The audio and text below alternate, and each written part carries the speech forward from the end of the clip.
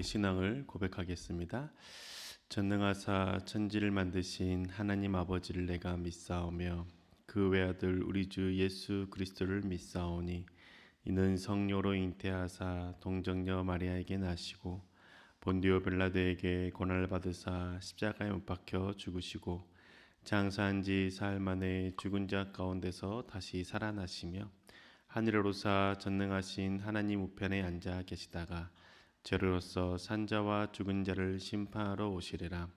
성령을 믿사오며 거룩한 공예와 성도가 서로 교통하는 것과 죄를 사하여 주시는 것과 몸이 다시 사는 것과 영원히 사는 것을 믿사옵나이다. 아멘. 찬송가 168장입니다. 168장 하늘의 찬송이 들리던 그날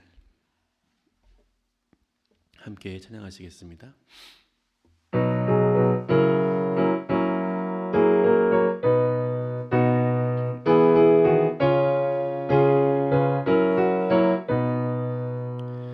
하늘의 찬송이 들리던 그날 죄악이 가득한 그날 밤에 동정녀 몸에서 탄생한 주님 우리를 구하러 오신 예수 살아서 사랑 죽어서 구원 묻혀서 내 죄를 담당하사 부활로 우리를 구하신 예수 다시 오시리 영광의 그날 갈보리 산으로 끌려가시사 십자가 위에서 죽으신 날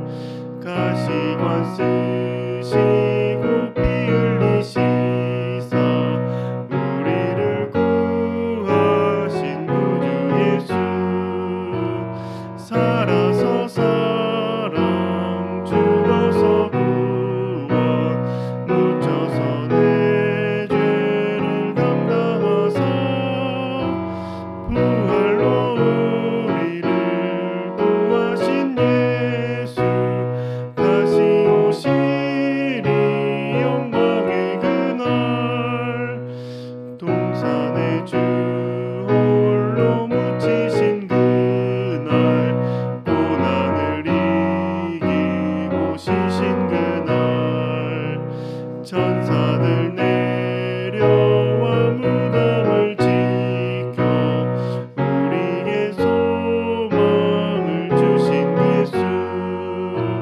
살아서 사랑 죽어서 구원 묻혀서 내 죄를 담당하사 부활로 우리를 구하신 예수 다시 오시리 영광의 그날 무덤이 예수를 못 가둔 그날 임몽한 그 돌이 굴러간 날 죽음의 권세를 깨뜨린 주님 하늘에 오르신 내 주 예수 살아서 사랑 죽어서 구원 묻혀서 내 죄를 담당하사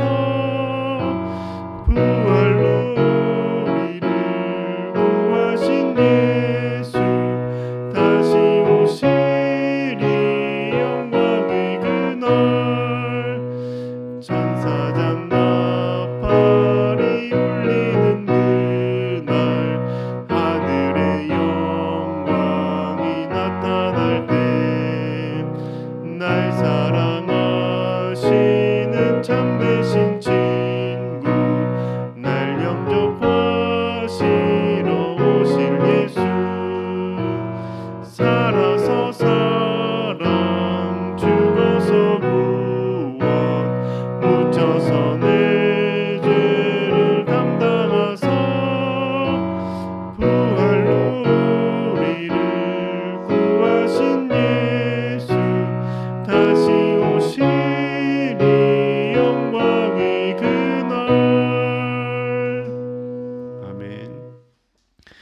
오늘 우리에게 주신 하나님 말씀은 마가복음 10장 1절에서 12절의 말씀입니다. 마가복음 10장 1절에서 12절의 말씀 함께 읽겠습니다. 예수께서 거기에서 떠나 유대 지방으로 가셨다. 요단강 건너편으로 가셨다. 무리가 다시 예수께로 모여드니 그는 늘 하시는 대로 다시 그들을 가르치셨다.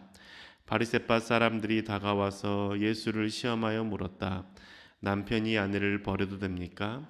예수께서 그들에게 대답하셨다. 모세가 너희에게 어떻게 하라고 명령하였느냐? 그들이 말하였다. 이혼 증서를 써주고 아내를 버리는 것을 모세는 허락하였습니다. 그러나 예수께서는 그들에게 말씀하셨다. 모세는 너희의 완악한 마음 때문에 이 계명을 써서 너희에게 준 것이다. 그러나 하나님께서는 창조 때로부터 사람을 남자와 여자로 만드셨다. 그러므로 남자는 부모를 떠나서 자기 아내와 합하여 둘이 한 몸이 된다. 따라서 그들은 이제 둘이 아니라 한 몸이다. 그러므로 하나님이 짝지어 주신 것을 사람이 갈라 놓아서는 안 된다. 집에 들어갔을 때 제자들이 이 말씀을 두고 물었다. 예수께서 그들에게 말씀하셨다. 누구든지 아내를 버리고 다른 여자에게 장가드는 남자는 아내에게 간음을 범하는 것이요 또 아내가 남편을 버리고 다른 남자와 결혼하면 그 여자는 간음한 것이다. 아멘. 하나님의 마음을 알고 하나님의 사랑으로 살고자 예배드리시는 여러분들을 주님의 이름으로 축복합니다. 우리가 하나님을 믿는다는 것은 하나님의 말씀을 믿는 것이죠. 하나님의 말씀을 믿는다는 것은 말씀을 따라 순종하는 것을 의미합니다. 그런데 말씀을 순종한다고 할 때 그 말씀에 순종해야 될 말씀에 대해서 서로 이해하고 해석하는 태도가 다른 경우들이 많습니다. 보수적인 신앙의 사람이 말씀을 대하는 태도와 진보적인 신앙의 사람이 말씀을 대하는 태도가 서로 다르다는 것을 통해서 알 수 있죠. 같은 말씀을 보면서도 서로 다르게 해석하는 이유는 자신들의 관점으로 해석하기 때문일 것입니다. 서로 자신들이 보기에 맞다고 생각하는 기준으로 말씀을 해석하죠. 말씀을 해석하는 것뿐만 아니라 말씀을 대할 때도 자신의 기준을 가지고 대할 때가 있습니다. 복에 관한 말씀이나 위로와 평안을 주는 말씀을 찾아 읽고 그 말씀을 만날 때 아멘으로 화답하죠. 그런데 죄에 대한 질책이나 원수를 사랑하라는 말씀 등 하기 힘든 말씀들을 만나게 되면 마음이 불편해지고 그 말씀을 외면하고 싶어집니다. 그러면서 나는 예수님이 아니기 때문에 인간이기 때문에 그것을 다 지키기는 어렵다라고 미리 생각하고 자신의 기준에서 할 수 있을 선에서만 순종하고 말씀을 지키려고 하는 경우들이 있는 것이죠. 하나님을 믿을 때 하나님을 내가 믿음의 대상으로 두고 하나님을 중심에 두지 않기 때문에 이렇게 말씀을 대하는 태도들이 달라지는 겁니다. 내가 중심에 있기 때문인 것이죠. 내가 하나님 어떻게 믿고 내가 하나님을 어떻게 해석할지에 대해 생각하고 내가 지킬 수 있을 것만 지키는 것, 이건 말씀을 대할 때 내가 중심이 되는 것입니다. 그런데 중요한 것은 하나님께서 내게 말씀하시는 것이 무엇인지를 생각하는 것이고 그 무엇인지에 대해 생각하면 그 말씀에 대해서 나의 상황이나 나의 힘듦과 상관없이 지키려고 애쓰는 태도라는 것이죠. 믿는 존재인 내가 중심이 되는 것이 아닙니다. 하나님을 믿는 우리는 믿음의 대상이 되시는 하나님을 중심으로 말씀을 대해야 되는 것이죠. 오늘은 말씀을 대하는 바리새인들의 태도, 그들의 태도를 보면서 나의 모습을 좀 돌아보기를 원합니다.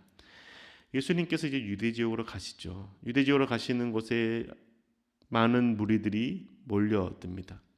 예수님께서 말씀을 가르치시고 계시는데 바리새파 사람들이 와서 예수님께 질문합니다. 10장 2절에 보면 바리새파 사람들이 다가와서 예수를 시험하여 물었다. 남편이 아내를 버려도 됩니까? 바리새파 사람들이 예수님께 가서 남편이 아내를 버려도 되는지에 대해서 질문하죠. 왜 이렇게 질문할까요? 그 이유는 자신들이 율법을 잘 지키며 살아가고 있다는 것을 드러내기 위함이 포함되어 있습니다. 이 당시 바리새파 사람들은 보수적인 바리새파 사람들과 덜 보수적인 바리새파 사람들로 나뉘어져 있었습니다. 이때도 그랬습니다. 보수적인 바리새파 사람들은 구약의 말씀을 철저하게 그냥 문자 그대로 지키려고 했습니다. 그래서 헬라 문화와 타협하지 않았습니다. 이혼에 대해서도 가늠한 경우에 대해서만 이혼 서류를 쓰고 이혼할 수 있다라고 가르쳤죠. 그런데 이보다 조금 더 보수적이지 않은 더 개방적인 바리새파 학파들은 구약의 말씀을 자신들이 살고 있는 그 헬라 문화권 내에서 어떻게 적용해야 할지에 대해서 해석했습니다.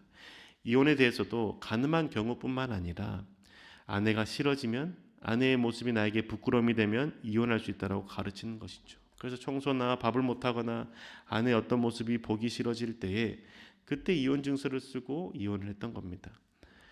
지금 예수님께 와서 남편이 아내를 버려도 됩니까? 라고 물어보는 학파는 아마도 보수적인 학파였을 것입니다. 이것을 알 수 있는 것은 오늘 우리가 읽었던 본문과 동일한 본문이 마태복음을 통해서 알 수 있죠. 마태복음 19장 3절의 말씀을 보면 바리새파 사람들이 예수께 다가와서 그를 시험하려고 물었다. 무엇이든지 이유만 있으면 남편이 아내를 버려도 됩니까? 무슨 이유만 있으면 남편이 아내를 버려도 되는지를 묻는 것이죠. 무슨 이유만 있으면 남편이 아내를 버리는 학파는 어떤 학파입니까? 덜 보수적이고 더 개방적인 바리새파 사람들입니다. 그들은 아내에 대해서 온갖 이유를 들어서 그 아내를 버리는 것이죠. 그렇게 지금 예수님께 와서 아내를 버려도 되는지에 대해서 묻는 바리새파 사람들은 보수적인 바리새파 사람들입니다. 저 학파들은 하느님의 말씀을 믿는다고 하면서도 자신들이 그냥 원하는 대로 해서 말씀을 지키지 않고 해석해서 아내를 버립니다. 그런데 나는 가늠한 경우에만 말씀을 따라서 이혼하고 버린다라는 것이죠. 이 보수적인 학파가 그때 당시에는 세력이 많이 약했기 때문입니다. 그래서 예수님의 말씀에 권위가 있다는 것을 알았기 때문에 예수님을 그 말씀을 통해서 자신들이 믿고 있는 그 말씀의 기준들이 맞다라는 것을 많은 무리들 앞에서 보여주고 싶었던 것이죠. 그래서 많은 세력을 확보하고 싶었던 마음이 있었던 겁니다. 그런데 왜 이렇게 이혼에 대해서 서로 다르게 해석을 하는 걸까요? 그것은 신명기 24장 1절의 말씀에 대한 이해가 달랐기 때문입니다. 신명기 24장 1절의 말씀을 읽어드리겠습니다. 남녀가 결혼을 하고 난 다음에 남편이 아내에게서 수치스러운 일을 발견하여 아내와 같이 살 마음이 없을 때에는 아내에게 이혼 증서를 써주고 그 여자를 자기 집에서 내보낼 수 있습니다. 24장 1절에 보면 남편이 아내에게서 수치스러운 일을 발견하여서 아내와 같이 살 마음이 없다면 아내에게 이혼 증서를 써주고 자기 집에서 내보낼 수 있습니다. 라는 말씀이 기록되어 있습니다. 이걸 가지고 와서 바리새파 사람들이 이혼 증서를 써주면 이혼할 수 있다라고 이야기하는 것이죠. 여기에서 나와 있는 이 수치스러운 일을 발견하면 이 수치스러운 일에 대해서 보수적인 학파와 덜 보수적인 학파가 서로 이해가 달랐던 겁니다. 그런데 구약에서 말하는 이 수치스러운 일은 성과 관련된 단어를 사용해서 기록해 놓고 있습니다. 즉 아내가 간음했을 때 이혼 증서를 쓰고 버릴 수 있다라는 것이죠. 그런데 이 말씀을 자세히 보면 아내에게 수치스러운 일을 발견하면 이혼할 수 있는데 어떨 때냐면 같이 살 마음이 없을 때에는 아내에게 이혼 증서를 써주고 이혼할 수 있고 자기 집으로 내보낼 수 있다라고 말합니다. 수치스러운 일을 발견했다고 해서 무조건 아내를 버리는 것이 아니라 같이 살 마음이 없다면 그러면 이혼해서 보낼 수 있다라는 것이죠. 하나님께서 강조하시는 부분은 같이 살 마음이 없다면이라는 것이죠.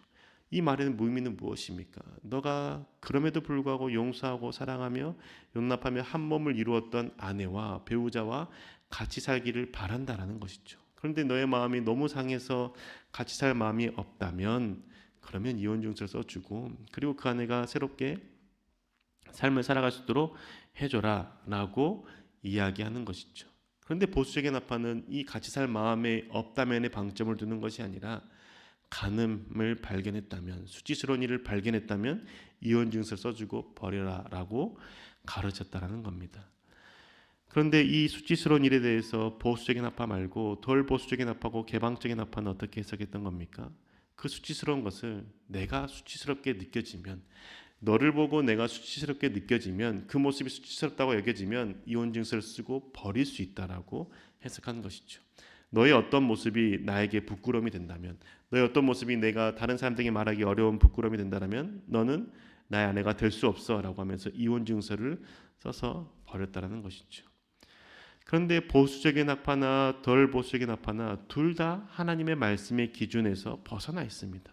근데 그들은 자신이 하나님의 말씀을 따라 살아간다라고 생각했던 것이죠.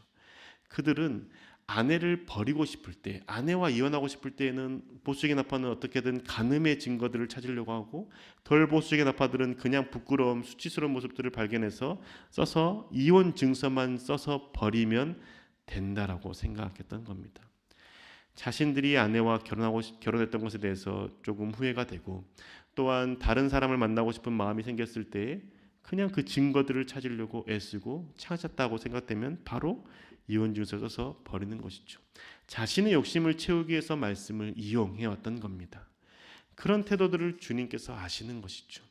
그래서 주님께서 말씀하시죠. 마가복음 10장 5절의 말씀을 보면, 그러나 예수께서는 그들에게 말씀하셨다. 모세는 너희의 완악한 마음 때문에 이 계명을 써서 너희에게 준 것이다. 너희의 이 완악한 마음을 안다라는 것이죠. 하나님께서 너희의 이 완악한 마음을 알기 때문에 그 이혼 증서를 써서 버려도 된다라고 말씀하셨다라는 겁니다. 원래는 하나님께서 허락하지 않는다는 것이죠. 용서하라는 마음입니다.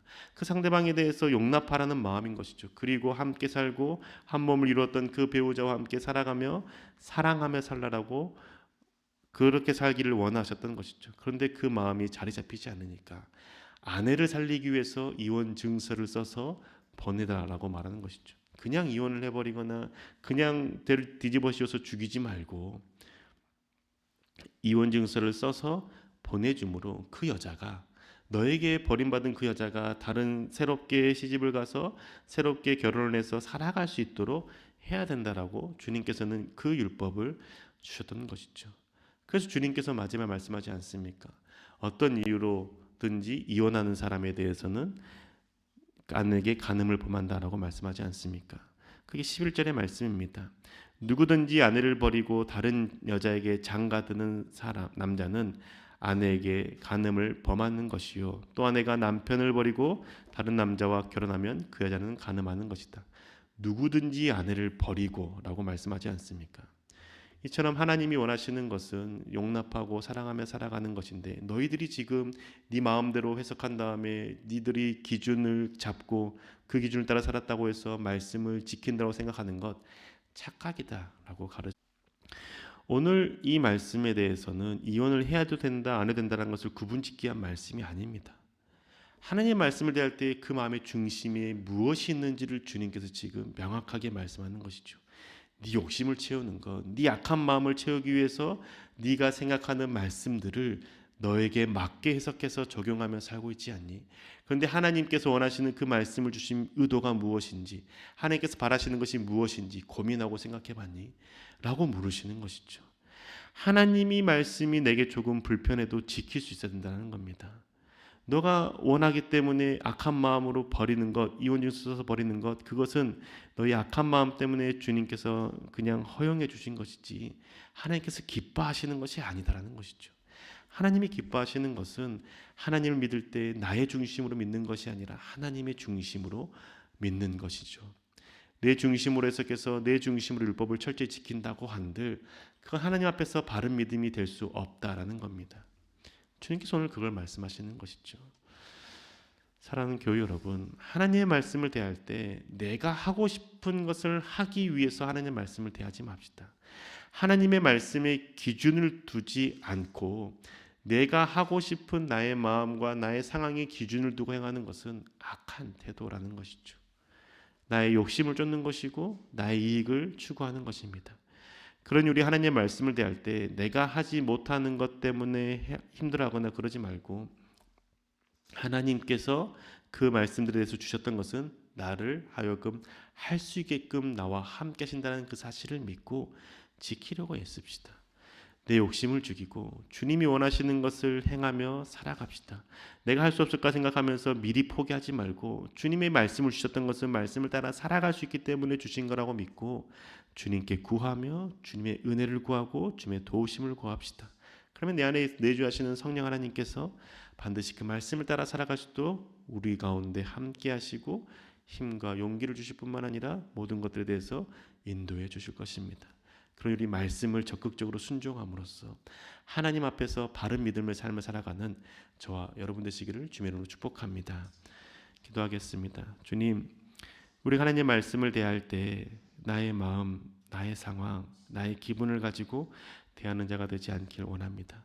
내 욕심을 채우기 위해서 하나님의 말씀을 이용하는 자가 되지 않기를 소망합니다. 주님, 그 말씀이 지키기 어렵다 할지라도 하나님께서 우리 가운데 주신 말씀은 지킬 수 있기 때문에 주신 것이고 하나님께서 함께 하심으로 그것을 지킬 수 있도록 인도하시기에 주신 것임을 믿게 하여 주옵소서.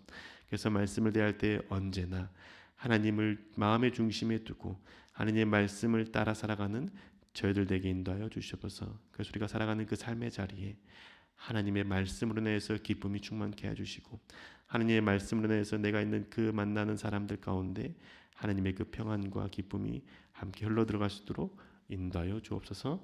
우리 가운데 역사하시고 함께할 줄 믿사오며 살아계신 예수님의 이름으로 기도합니다. 아멘. 하늘에 계신 우리 아버지여, 이름이 거룩히 여김을 받으시오며 나라의 마옵시며 뜻이 하늘에서 이룬 것 같이 땅에서도 이루어지이다.